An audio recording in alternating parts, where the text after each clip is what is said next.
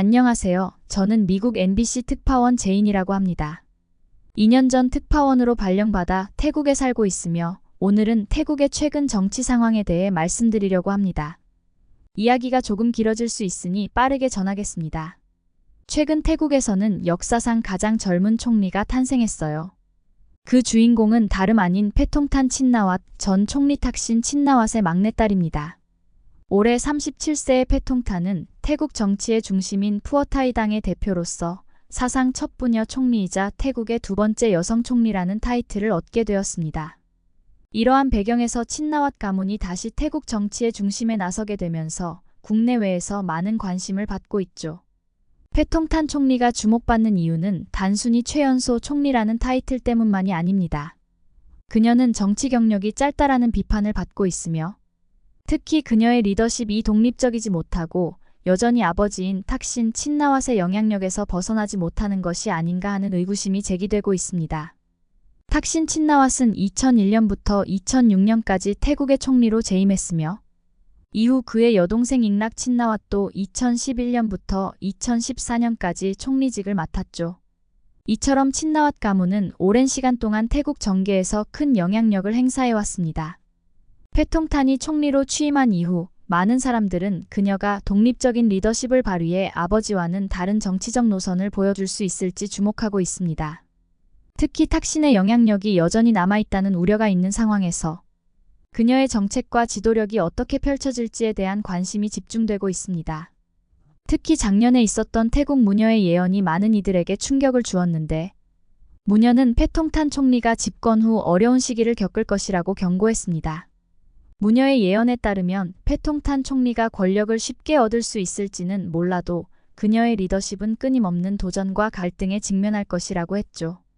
특히 말실수로 인한 문제와 가족 문제가 그녀의 정권을 흔들 수 있으며 경제 문제와 헌법 개정을 제대로 해결하지 못한다면 임기를 끝까지 마칠 수 없을 것이라고 예언했습니다. 예언의 구체적인 내용 중 하나는 패통탄 총리가 2025년 말까지도 정부의 수명을 다 채우지 못할 가능성이 크다고 했어요. 현재 태국의 정치 및 경제 상황을 보면 이 예언이 더욱 현실적으로 다가오는 것 같습니다. 특히 최근 태국에서 한국과의 관계가 악화되면서 정치적 갈등이 더 커지고 있는데 이로 인해 패통탄 총리의 리더십이 더욱 시험대에 오르게 된 상황이에요. 최근 태국에서 급격히 커지고 있는 반한 감정은 특히 소셜미디어를 통해 빠르게 확산되고 있습니다. 태국인들은 한국의 입국 정책 변화를 차별적인 조치로 받아들이며 불만을 표출하고 있어요. 한국 정부가 태국인들의 불법 체류 문제를 해결하기 위해 입국 심사를 강화하면서 많은 태국인들이 자신들이 잠재적 범죄자로 취급받고 있다는 인식을 갖고 있죠. 이러한 상황은 태국 내에서 한국 제품 불매 운동으로 이어졌으며 태국 내 반한 감정이 더욱 고조되고 있어요. 문제는 여기서 끝나지 않습니다. 한국의 불법 체류자 중 상당수가 태국인이라는 사실이 알려지면서 한국 정부는 더욱 강경한 입국 심사를 도입하고 있죠. 이와 같은 조치는 태국 내 정치적 논란을 불러일으키고 있으며 태국 경제에도 영향을 미치고 있어요. 한국인 관광객들의 태국 방문이 급감하면서 태국 관광업계는 큰 타격을 입었고 이는 패통탄 총리의 정치적 입지에도 부정적인 영향을 미치고 있습니다. 특히 태국의 마약 문제는 한국과의 관계를 더욱 악화시키고 있는 주요 요인 중 하나이기도 해요. 한국에서 마약 범죄를 저지르는 외국인 중 44%가 태국 출신이라는 충격적인 통계가 발표되면서 한국은 태국인에 대한 단속을 더욱 강화하게 되었죠. 이러한 상황 속에서 패통탄 총리는 정치적 리더십을 보여주기 위해 어려운 결정을 내려야 하는 시기에 놓여 있습니다. 이런 상황 속에서 패통탄 총리는 한국과의 외교 문제 해결보다는 중국 관광객 유치에 더욱 집중하고 더 크게 불안을 사고 있습니다. 태국은 중국에서 시작으로 라오스를 거쳐 태국을 잇는 고속철도 프로젝트를 통해 중국 관광객에 증가시키겠다며 관광산업을 활성화하려는 계획을 세우고 있죠. 이 프로젝트는 중국, 라오스, 태국을 육로로 연결하는 새로운 교통망을 구축해 중국인 관광객의 접근성을 크게 개선하고 동시에 외국인 관광객에게도 편리한 교통수단을 제공할 것이라고 발표했어요. 그러나 이 정책에 대해 태국 국민들의 반응은 엇갈리고 있습니다. 중국 관광객들의 무례한 행동과 지역 경제에 미치는 부정적인 영향이 이미 태국 내에서 큰 논란이 되고 있기 때문이죠. 특히 태국 소셜미디어에서는 중국 관광객들이 관광지에서 혼잡을 유발하거나 문화재를 파손시킨다는 불만이 빠르게 퍼져나가고 있어요. 일부 태국 네티즌들은 중국 관광객들의 행동이 불쾌하며 이로 인해 지역 주민들이 관광 혜택을 보지 못하고 오히려 피해를 입고 있다는 의견을 내고 있습니다. 그럼에도 불구하고 태국 정부는 중국 관광객을 필수적인 시장으로 보고 있어요. 특히 코로나19 이후 태국 경제의 빠른 회복을 위해 중국 관광객 유치가 매우 중요하다고 판단하고 있죠. 따라서 비자 면제와 같은 정책을 통해 중국 관광객의 방문을 다시 촉진하려는 노력을 강화하고 있으며 이와 함께 관광 인프라 개선과 안전한 여행 환경 조성을 위한 정책도 병행하여 추진하고 있습니다. 문제는 중국 관광객에 대한 부정적인 인식이 지속되고 있다는 점이에요. 소셜미디어에서는 중국인 관광객의 무례한 행동과 지역 경제에 미치는 부정적 영향에 대한 불만이 계속해서 제기되고 있으며 이는 태국 국민들이 중국 관광객을 환영하기 어려운 주요 원인으로 작용하고 있죠. 그럼에도 불구하고 태국 정부는 중국 관광 시장이 경제 회복에 필수적이라는 판단 아래 이와 관련된 정책을 계속해서 추진할 것으로 보이고 있습니다. 이러한 상황 속에서 패통탄 총리가 한국과의 외교적 갈등을 해결하지 않고 중국 관광에만 치중하는 점은 그녀의 리더십에 대한 의구심을 더욱 키우고 있는 상황이죠. 현지 상황은 생각보다 심각했습니다. 상점이나 음식점에서는 대놓고 중국인 손님을 거부하는 일까지 벌어졌고 중국인 전용 버스까지 생겨날 정도로 갈등이 깊어지고 있죠. 거리에는 정말 중국인들로 북새통을 이루고 있는데 여기에 고속철도까지 연결하겠다고 하니 저도 걱정스러워요. 그러던 어느 날 외신 기자들의 모임이 있었습니다. 모임 장소에 도착해보니 다른 나라 기자들뿐만 아니라 처음 보는 태국인들도 있었어요. 나중에 알고 보니 그날 모임에는 태국의 인플루언서들과 여행사 가이드들이 참석했더라고요. 그들은 심각한 사회적 문제에 대한 취재를 요청하기 위해 온 것이었죠. 평소 외신 기자들끼리 모이면 분위기가 밝고 가벼운 대화로 시작되곤 했지만 이날은 상황이 달랐습니다. 모임이 시작되자마자 대화의 주제는 자연스럽게 무거워졌고 그들은 중국 관광객들로 인한 문제를 심각하게 다뤄달라고 요청했어요. 상점과 지역 경제에 미치는 부정적인 영향과 현지 주민들이 느끼는 불만이 얼마나 커지고 있는지 구체적으로 설명했죠. 이들은 이 문제가 단순한 불만을 넘어서 사회적 갈등과 불안정으로 이어질 가능성에 대해 경고했습니다. 중국 관광객들의 행동이 지역 경제뿐만 아니라 태국 사회 내부에 미치는 영향을 더욱 면밀히 다뤄야 한다고 강조했죠. 이야기가 시작되었습니다. 태국인 유튜버 리라가 입을 열었습니다. 그녀는 멀리 사는 친척들이 방문했을 때의 이야기를 꺼냈어요.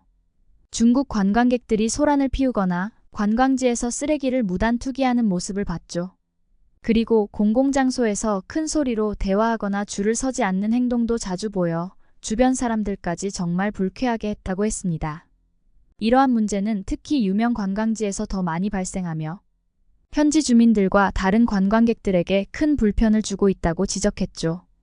그 뒤를 이어 가이드인 타니가 말을 꺼냈습니다. 저는 정말 힘들어요. 최근에 중국인 부부가 아이 속옷을 벗겨 신사 근처에서 오줌을 누는 것을 봤습니다. 라고 공포에 질린 표정으로 말했죠. 그 장소는 방콕에서 가장 신성한 곳 중 하나라며 생각할수록 화가 나는 듯 했습니다. 그러면서 타니는 정말 황당하다는 듯 덧붙였어요. 그들은 규율이 없습니다. 담배꽁초를 던지고 공공장소에서 침을 뱉기도 하죠. 정말 더러워 죽겠어요. 이어 그는 한국인들이 너무 그립다고 했습니다. 예의 바르고 친절하며 사람을 존중할 줄 아는 나라라며 씁쓸해했죠. 얼마 전에는 새벽 2시에 전화를 받았는데 한 중국인 그룹 멤버가 화를 내며 음식이 맞지 않아 변비가 생겼다고 저를 비난했습니다. 라고 말했습니다. 이번에는 여행사 가이드가 나서서 이야기했어요. 버스에 타기 전에 쓰레기를 앞쪽 쓰레기통에 버려달라고 요청했지만 따르는 사람은 거의 없었습니다. 라며 한숨을 내쉬었습니다. 그는 계속해서 거리에서 침을 뱉고 식당에서 큰 소리로 떠들고 사진 찍을 장소를 두고 싸우는 등 매너 없는 행동은 정말 이해가 안 갑니다. 하고 덧붙였죠. 그 이야기에 듣고 저는 최근에 겪었던 일이 생각났어요. 그날은 치앙마이의 아트인 파라다이스에서 있었던 일인데 친구와 함께 조용히 작품들을 감상하던 중이었어요. 조각품들이 정말 정교하고 무엇보다 손대지 않고 감상하는 게 중요한 전시였죠. 그런데 어느 순간 중국인 여성이 조각품 하나에 가까이 다가가더니 조각품을 직접 만지고 친구는 그 모습을 사진 찍기 시작했어요. 순간 그곳에 있던 다른 관람객들 모두가 깜짝 놀라 경악스러운 표정을 지었죠. 그건 정말 있을 수 없는 행동이었으니까요. 하지만 그때 충격적인 일이 더 벌어졌어요. 다른 중국인 관광객들도 그 여성이 하는 행동을 보고 자신들도 똑같이 따라하기 시작한 겁니다. 심지어는 더 좋은 사진을 찍기 위해 서로 경쟁하며 싸우기까지 했어요. 전시물 근처에서 큰 소란이 일어났고 상황이 심각해지자 전시 관계자들이 급히 다가와 그들을 제지하기까지 했죠.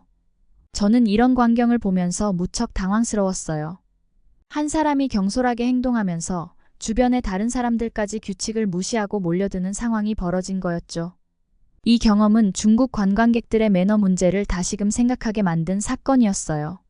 그들은 단순히 작품을 감상하는 것이 아니라 작품을 사진을 위한 소품처럼 다루었고 다른 사람들의 관람을 방해하면서도 전혀 개의치 않았죠. 저는 그날의 일이 태국 내에서 중국 관광객들에 대한 부정적인 인식을 어떻게 형성하게 되는지를 생생히 체감한 순간이었습니다.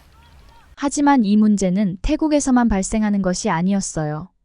몇 년 전 스위스의 한 산악 리조트에서도 중국인 관광객으로 인한 문제가 비슷하게 발생했었죠. 리기산을 방문한 중국인 관광객들이 다른 방문객들에게 소란을 피우는 일이 계속적으로 발생하자 스위스에서는 이를 해결하기 위해 중국인 전용 열차 서비스를 시작했다고 했습니다. 스위스 신문 블릭에 따르면 중국인 관광객들이 알프스 리기산에서 사진을 찍기 위해 복도에 몰려들고 기차 내에서 무례하게 행동하거나 바닥에 침을 뱉는 등의 문제가 발생했다고 해요. 이는 현지 방문객들에게 큰 불편을 주었죠. 비록 중국 관광객들이 스위스의 지역철도 회사에 큰 수익을 가져다 주었지만 그들의 과도한 존재감은 여전히 도전적인 상황이라고 평가되었습니다. 리기산을 찾는 외국인 관광객의 절반가량이 중국인이라는 점에서 스위스는 특별 열차 서비스를 도입해 중국인 관광객들의 편의를 더해주고 화장실 청소를 더 자주 실시하며 올바른 사용 방법을 알려주는 표지판까지 설치했다고 합니다. 하지만 이러한 조치는 중국 내에서 부정적인 반응을 불러일으켰어요. 중국 네티즌들은 스위스 경제에 기여하면서도 이런 조치가 차별적으로 느껴진다며 비판했죠. 이런 일들은 중국 관광객에 대한 문제들이 태국뿐만 아니라 다른 나라에서도 발생하고 있다는 것을 보여주는 것 같았습니다. 그때 상인의 대표로 참석하신 쿤 사장님이 중국 관광객들에 대한 현지 상인들의 불만을 강조하셨죠. 그는 중국 관광객들이 대규모 투어 그룹을 통해 태국을 방문하는 경우 현지 상인들에게 긍정적인 경제 효과가 미미하다고 지적했습니다.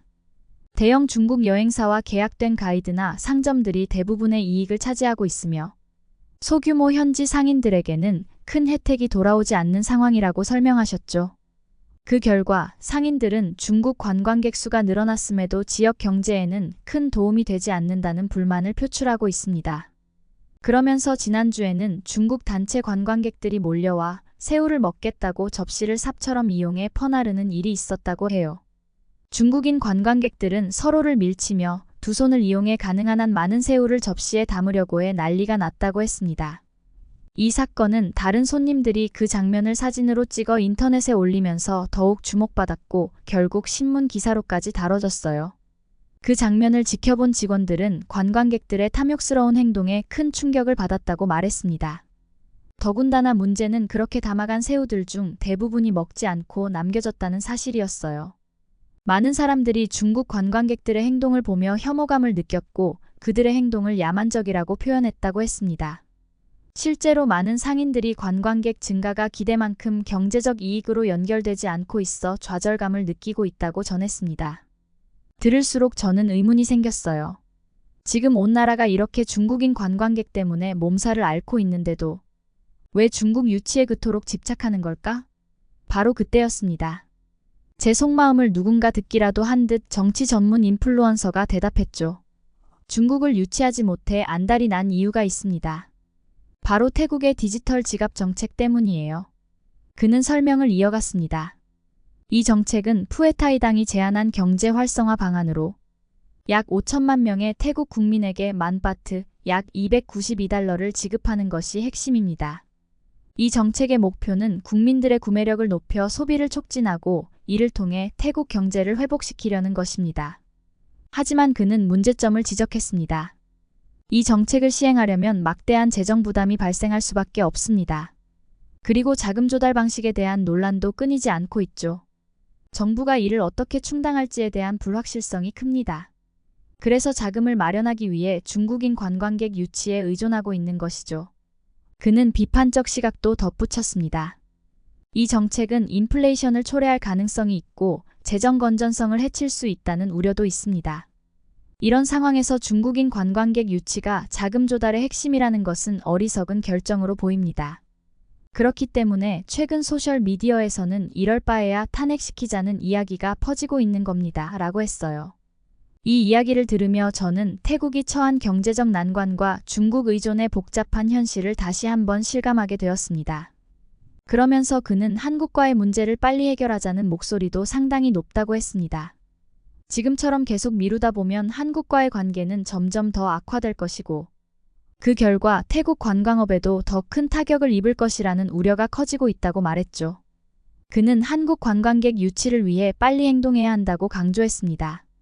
그는 이어서 K-팝, 한국 드라마 등 한류 콘텐츠를 태국의 관광 명소와 연계한 특별 프로모션이나 이벤트를 기획해야 한다고 설명했어요. 또한 항공사와 협력하여 항공권 할인 프로모션이나 특별 혜택을 제공함으로써 한국 관광객을 다시 태국으로 유치할 수 있을 것이라고 주장했습니다.